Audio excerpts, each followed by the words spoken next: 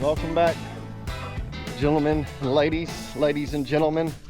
I got thinking the other day, live out here in the sticks, swampland, Florida pines surround me. Out here in the woods, I ain't got no flipping neighbors. It's got a big old backyard and a double wide action trailer. And what's the one thing you don't see in this yard? A chicken coop. I mean, how am I going to call myself a country folk if I ain't got no chickalettas running around here? So I took myself to the Rural King and I bought myself some chickens. And now I've got these chickens, these chickalettas. I need a coop. So that's what we're going to do today. I'm going to drop the plans in the description where I got these from. Me and Charlie's going to slap this thing together and just give you guys an insight on how to build your own chicken coop. If you haven't already, hit that like, hit that subscribe, and let's get to building. So just like anything else you build outdoors, you want to go get yourself some nice pressure treated lumber. Just about any hardware store carries this, and that's just going to more or less give it the strength it needs to last and survive all that outdoor weather. Luckily, I've got some on hand, so I ain't got to worry about it too much.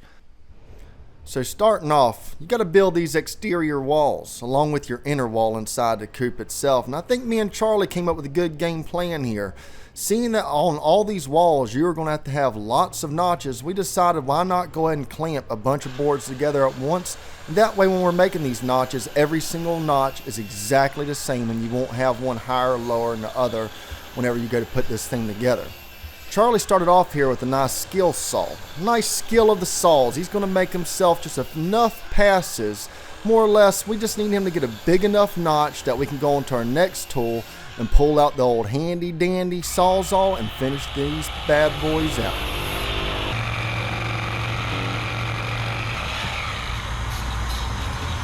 So after lots of notching, lots of cutting, it's time to start building the coop itself.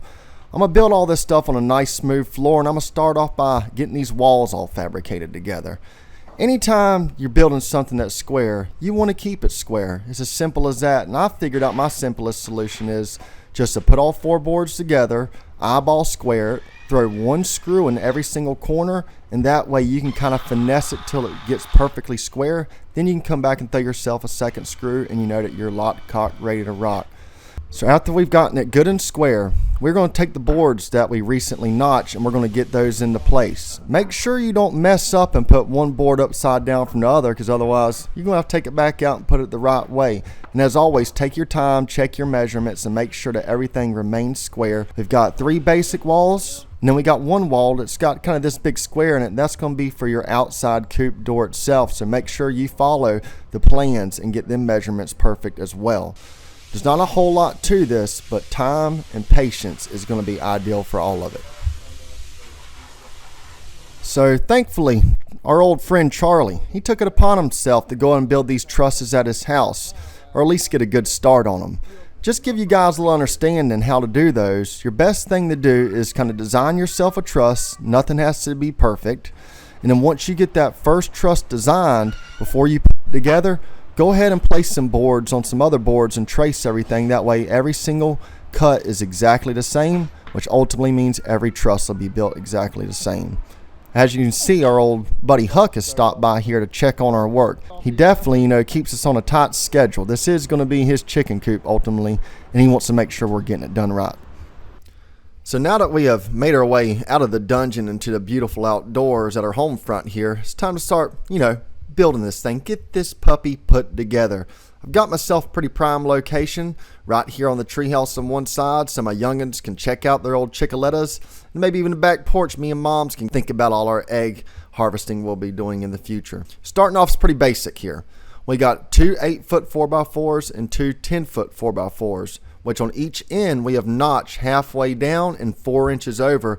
That way we can interlock all 4 corners together, and you won't ever have to worry about the corners splitting from each other or want the twists, or just kind of just keep this thing good and square. And just like before with the walls, we're going to place everything on the ground, eyeball square, get us a couple screws in there, measure corner to corner, twist it into shape, then bada beam, bada boom, you throw 2 more screws in, your lock, cock, ready to rock. Time to watch Charlie break his back and get these walls on up. Yeah, we're not doing that on the ground, ladies and gentlemen. We're about to throw these puppies right up.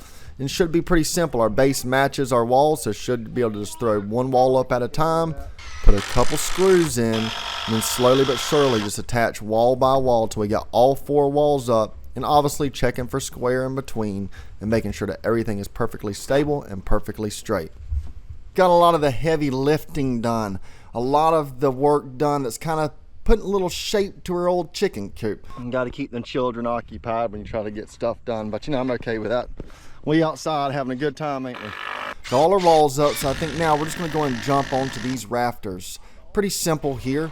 Go and put your rafter on the front, then pop you one on the back, and then measure in between, and then go and make marks to keep each and every rafter even all the way throughout.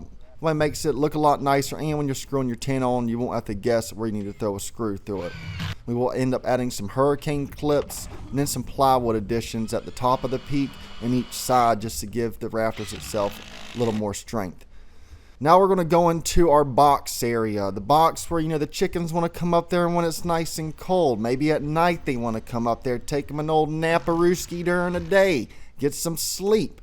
And to do that, we're going to go ahead and throw some 2x4s across on the bottom. And all this is going to be is just some good structure for our plywood floor to lay on top of. Obviously throw you one front and back, pop you one dead center, cut you up some plywood, get it good and square, then lay your plywood on top and screw it on down, and boom, you got yourself a floor. Now we're going to go ahead and take that smallest wall that we built inside the dungeon and go ahead and close this thing off. And then you have 4 walls, 4 corners throughout all of it. As you can see, there is a tiny hole on here, and what that little odd little ball hole is, that's going to be the chicken's access point to get in and out of the box itself. There's only one way in, one way out, and then there'll be a laying box on the back side of it that they might want to get to lay me some fresh eggs. So now that we are pretty well structurally built on our old chicken coop, now it's time to, you know, give our chickens some enclosure. We got to fence these chickalettas off. Starting off on the bottom, I'm going to use some hardware cloth, and the reason I'm using hardware cloth over regular chicken wire on the bottom is simply because it's a lot thicker, a lot durable. It'll help with coyotes, small game, stuff like that. And above that, I will go regular old chicken wire just because there's nothing that's going to be able to climb up and get through it, and it will keep the chickens good and contained in there. I'm not too concerned about how square this chicken wire and hardware cloth goes up, simply because there's going to be a bunch of trim pieces that cover every single seam, and as long as it's fairly straight, you're not going to be able to tell. With all our hardware cloth and chicken wire now installed, we're now going to just go ahead and box this baby off. We're going to wall off our back room that the chickens like to go in at nighttime, along with the front roof truss and the rear roof truss. The plans on this actually call for plywood, but we will be using some rough cut pressure treated 1x6s and going to slat it. I'm simply doing this because I have it on hand, and to me in the long run it's going to be a much better look and kind of give it a rustic look to the chicken coop itself. Typically I make a jig that's about 4 inches high, so you can almost even get a 1x4, and you'll hold it on each end, and that should give you around 1.5 inches of clearance for your next board to lay on top of and give it that nice look. Put yourself plenty of screws in it and just start from the bottom and work your way all the way up. And like I said, the plans do call for plywood, so it's kind of like dealer's choice here. You go with whatever you see fit best, and either way, just make sure them chickens stay nice and contained. It's now time to hide all them ugly seams. It's time to doll this old girl up a little bit. I'm talking trim pieces, people. And hey, don't get too concerned. This is fairly simple. All you need to do is measure each and every board on the structure itself and cut your 1-inch trim pieces, as in 1 inches thick and however wide each piece needs to be, and just screw it right on top. So for instance, on your 2x4s going up, those typically measure 1.5 inches, so you want to make you some 1.5 inch wide strips, and then cover each of those along with some 1x4s to cover up the 4-inch strips and some 1x6s to cover up the 6-inch strips. And at the end, all that extra effort is going to go a long ways, and it's going to completely change the look of this coop. You can as well, if you wanted to, paint these whatever sort of trim color you might be looking for before you put them on. That way your paint doesn't get on the rest of the coop, and it'll have a nice look at the end. I'm more of an old rustic, old school type of guy myself, so I just decided to show that natural pine, show that natural grain, and I'm very happy with how it's going to end up looking. We're going to go and knock out this front door real quick. Just measure your front door hole, give yourself roughly a 1/4 inch all the way around. Then you want to make 2 complete rectangular doors. And once you build both of those, you will cut you out a piece of hardware cloth for the center, and you will compress the 2 pieces together with the hardware cloth in between, giving yourself a nice finished door. Then go to your local hardware store, get you some sort of cheap hinge along with a cheap hook to keep it closed, and bada bing, bada boom, them chickens ain't going nowhere out the front. Then of course though, we do got to move on to our back box. I decided here, I'm going to give it, kind of that farmhouse look to her. I'm going to throw an old X in the center with a little trim all the way around her. To do that, I cut out a piece of plywood that's, 1/4 inch narrower than the complete dimensions of the hole itself, and then got me some 1x4s and made trim around the outside along with my X in the center, threw on them same exact cheap hinges, same cheap hook, and now I've got a door to my box. And all that's there for is if you need to clean out that box, you can now open up that door, scoop out the old shavings, clean it up some, give them some fresh shavings, and it just makes it a lot more simple to get in there rather than having to do it from the inside of the coop itself. Now we've got to give these chickens a way to access the box itself. And to do that, it's pretty simple. We're going to start off by throwing a few more trim pieces around the access hole itself to give it a little bit better look. And after that, I've got myself a nice 1x8 here with some 1-inch strips that I spread roughly a foot apart. And then we will place this as like a ramp and give these chickens a way to walk up the ramp to go in, to walk down the ramp to go out. Pretty simple solution. And after that, we're going to go and make our way to our nesting box, so that when they get into the box, they got to have somewhere else to go to if they need to lay these eggs. It's pretty simple. You'll go off the instructions, start off building yourself a frame. Once you get the frame built, you will then attach it, and then you will cut out plywood that's the same exact size and attach it to cover the whole thing up and then close it all off. And then of course you're going to have a lid to get in there, so on your top piece of plywood you'll throw a few more cheap hinges on there, and then boom, you can open it up and close it to easily access the eggs inside and to easily clean out the nesting box itself as well. I've now reached the part of this project that I've dreaded the most, and that is installing the roof. But I have figured out the simplest solution to this is to start off with some plain 1x4s, and we're going to throw those across from top to bottom on each side of the roof, evenly spread. Once we get those across, we will then switch over to our tin, start on one end. Make sure that you keep that first piece of tin square, that way every piece of tin after that continues to stay square.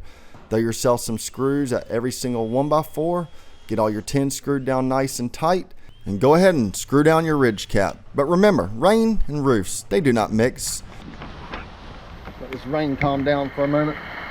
At least we'll stay dry in here. Go ahead and add the rest of your ridge cap, screw her on down good. Then we're going to make our way back to the box itself. We're going to get some dowel rods from our local hardware store. Going to add those in, give chicken somewhere to roost up at night, get them a good night's sleep. Now let's load up my favorite sidekick, go to our sawmill, and get ourselves some shavings.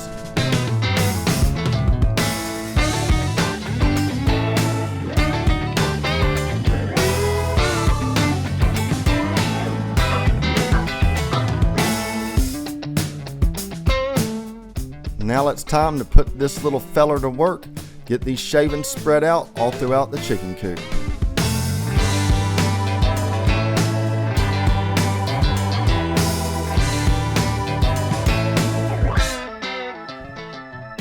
Now let's go grab our chickens and introduce them into their new home.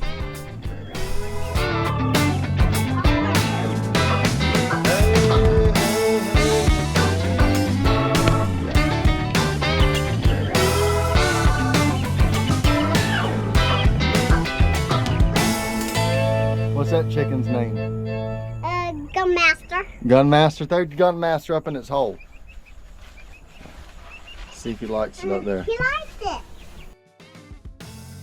Well, all our hard work is paid off, and we now got ourselves a completed, fine chicken coop full of features and all sorts of accessories for our little chickalettas. As always, God bless. Sure to appreciate y'all. If you haven't already, be sure to hit that like and subscribe. Join us on all our southern adventures, and we'll catch you guys next time. Peace. We out of here.